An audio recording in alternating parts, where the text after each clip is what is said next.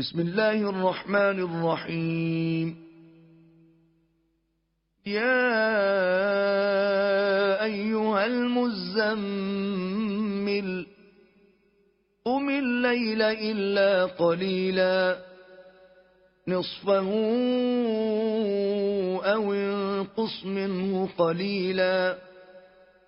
أو زد عليه ورتل القرآن ترتيلا إنا سنلقي عليك قولا ثقيلا إن ناشئة الليل هي أشد وطئا وأقوم قيلا إن لك في النهار سبحا طويلا واذكر اسم ربك وتبتل إليه تبتيلا رب المشرق والمغرب لا إله إلا هو فاتخذه وكيلا واصبر على ما يقولون واهجرهم هجرا جميلا وذرني والمكذبين أولي النعمة ومهلهم قليلا إن لدينا أنكالا وجحيما وطعاما ذا غصة وعذابا أليما يوم ترجف الأرض والجبال وكانت الجبال كثيبا مهيلا إنا أرسلنا إليكم رسولا شاهدا عليكم كما أرسلنا إلى فرعون رسولا فعصى فرعون الرسول فأخذناه أخذا وبيلا فكيف تتقون إن كفرتم يوما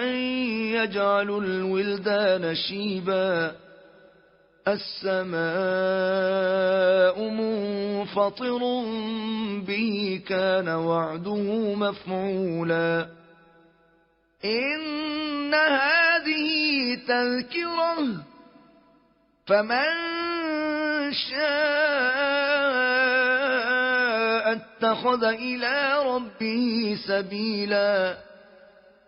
إن ربك يعلم أنك تقوم أدنى من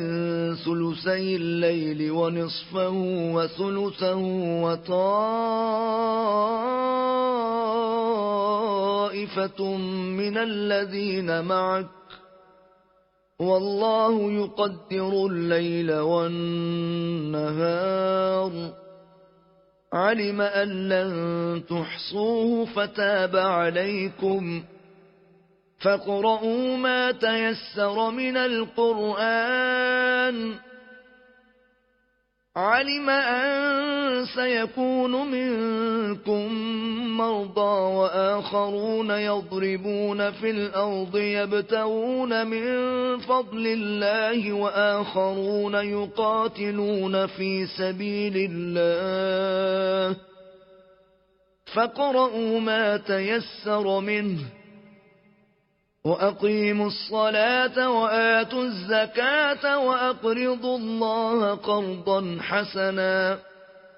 وما تقدموا لأنفسكم من خير تجدوه عند الله هو خيرا وأعظم أجرا